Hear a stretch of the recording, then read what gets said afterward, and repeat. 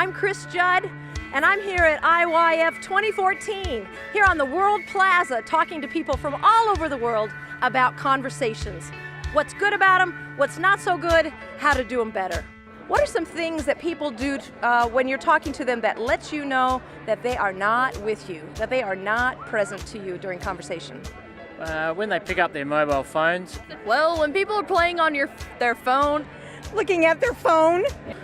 You start to look at your phone to see who's saying what to you. Get on their phones. I think that's pretty agitating. Have you ever been in a restaurant and you've seen couples sitting across from each other or families and all they're doing is on their phone? Yeah, actually, my family does that sometimes. One of the things that makes it difficult to have a conversation for me is when somebody doesn't look at you, when they're kind of looking around, not making eye contact. I think it's when they look at their watch. I'm old school. They'll look at their watch or glance at their watch and I think, they've got someplace they want to be or this is awkward for them. So it just shuts me down. I think of a conversation like a ping pong game, you know, they say something, then you say something, they say something. And I hate it when people take the ball and hold it for a really, really, really long time. Or when they hit the ball far, far, far away and you're like, how am I going to bring this conversation back? You really kind of, I guess in my opinion, you would look at their body language, you know, kind of how they're moving, how they're shifting, kind of good eye contact. If you lose eye contact, I should probably take my glasses off for you so that way you're seeing that we're having some issues here. Something smells really good to me. I don't know about you. It does smell really good. Yeah, I'm sorry. Are we having an issue?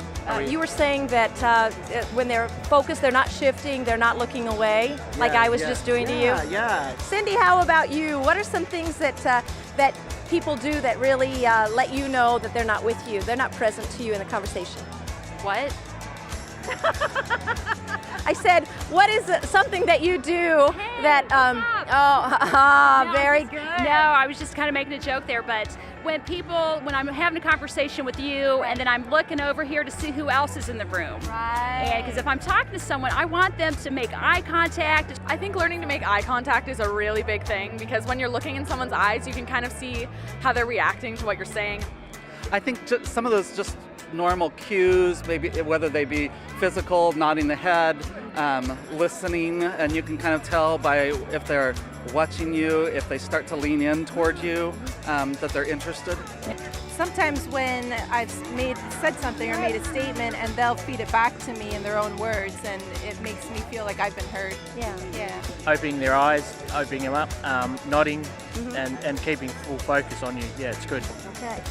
You can get a sense for when people really want to know your story and what's going on either with your day or with your life. Right. And so I love that genuineness in a conversation.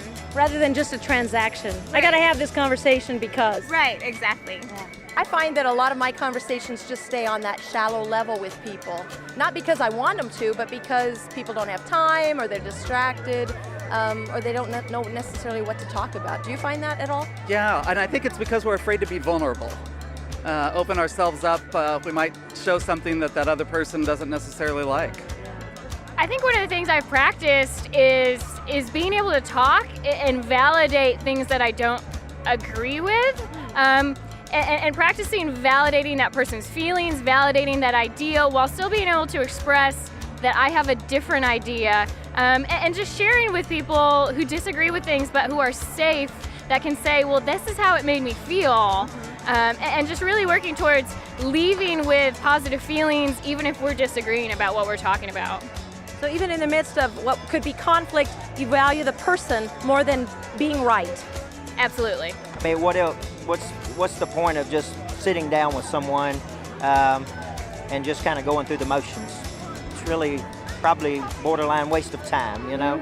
You want to get something out of the relationships, you know, because as a community of Christ, you know, it's what we're digging is community, you know, and that's part of it, is to hear the other person, let them hear you, and see how God's calling you guys to be in relation and help.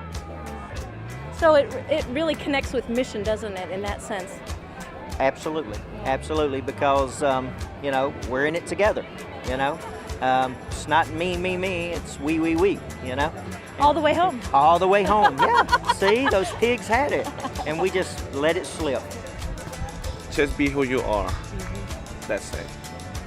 Just be real. Yes, and just share the spirit who inside you, just share it with everyone. Doesn't matter who he is, just share it. You got to be brave. Yeah. Okay. All right. Thank you so much, Kailani. Thank you. All right. Maruru. Maruru.